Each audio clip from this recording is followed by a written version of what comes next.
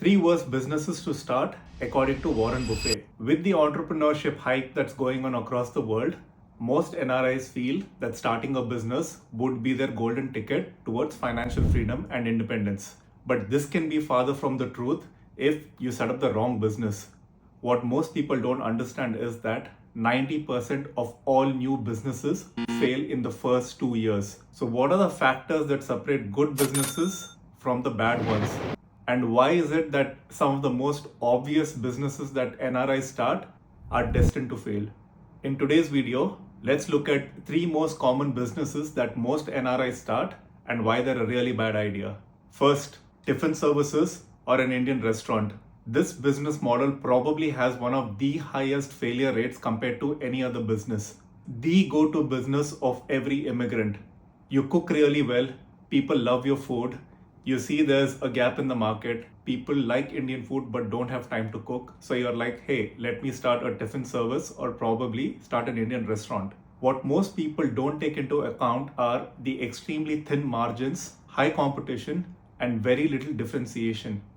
There's no shortage of people who can cook Indian food, and because it has such a low barrier to entry, you'll always find newcomers trying to enter the market and undercut your profit margins. So you're going to be stuck in that constant loop of survival. Instead of running a successful business, you're going to be stuck in an endless loop of being self-employed without a lot of money. If you'd still like to enter the food business industry, then here are a few tips that will definitely help you out. Ensure that the cuisine that you're cooking doesn't already have existing players in the market. For example, if you're from Maharashtra, great food from that state, but you see that there aren't any other Maharashtrian restaurants or tiffin services, but there's a sizable population within your community, then there is potential for you to get started from a small scale. But in order for this to grow into a full-fledged business, you've got to do two things that are extremely important. The first one is to scale and rapidly expand once you start making in the profits so that you can prevent other newcomers from coming in and undercutting your profit margin. Second, it's not just the food or how good it tastes. It's got to be an overall experience so that you can build a brand on top of it and eventually look at franchising this idea. Remember, most people can make a better burger than what you get at McDonald's, but you will never be able to bring in the sort of business that McDonald's does. When you take food businesses into account, it's not just the food, it's a lot of other factors that play there, most importantly, branding. Second, probably the most common one, real estate agents and mortgage agents. If I had a penny for every time I've run into a real estate or mortgage agent who's trying to convince me to buy a house in Canada, I'd be a millionaire by now. In fact, there are more agents in Canada than actual houses to be sold. I've never seen such a disproportionate ratio when it comes to supply versus demand dynamics. So why is this a really bad idea? It's really simple. The barrier to become an agent is extremely low. Anyone who's able to give the licensing exam can have their license, and due to the recent real estate boom that occurred over the past 5 years, we've got an overabundance of agents available, which has led to the market being extremely saturated. Due to these two factors, where you had a booming market as well as a low barrier to entry, pretty much anybody and everybody who could get a license has entered the market, and most of them are not qualified and can be extremely incompetent. This has resulted in an extremely negative image and stereotype of people in this profession, unfortunately. If you had to enter the market now, you are basically competing with all of these people who are already finding it tough to survive, and it becomes a race to the bottom with no differentiation. However, if you still feel that this is an industry that you love or you want to work with, here are a few things that will definitely help you stand out.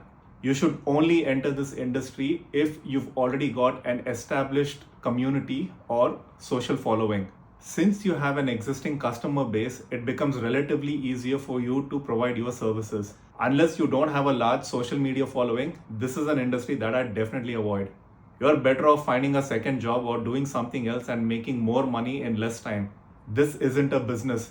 This is the worst form of being self-employed without any of the advantages of being employed and all the disadvantages of running a business. Finally, everybody's favorite, social media and marketing agencies, or even becoming an influencer. The formula sounds really simple, and that's what most boot camps will also sell you on the idea of. Hire an editor overseas, make content, and you're automatically going to get rich. What most people don't understand is that social media is extremely transactional and regional, which means if you look like you and me, in simple words, your audience is the same ethnicity as you and me. So think about it. The vast majority of people who belong to our ethnicity or come from our strata of life that are new immigrants don't have a lot of disposable income. It can get extremely challenging for you to sell them a service, product, or even a business idea when they're already struggling.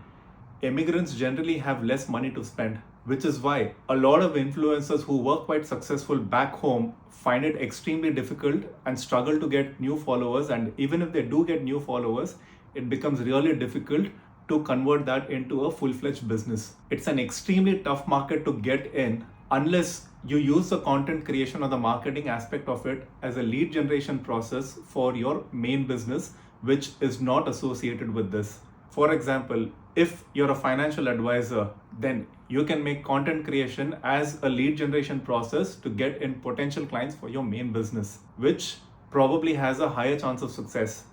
It's important that we remind ourselves that followers don't count unless they're paying you. Else, you're just entertaining people for free.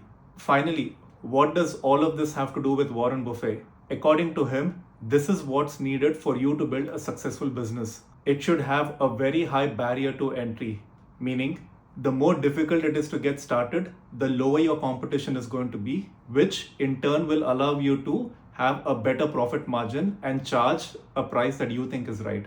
Most of the businesses that we discussed today revolved around you being fully engaged and active in the business for day-to-day activities. An important question that you need to ask is, eventually, can the business run by itself without you being involved in the day-to-day operations part of it?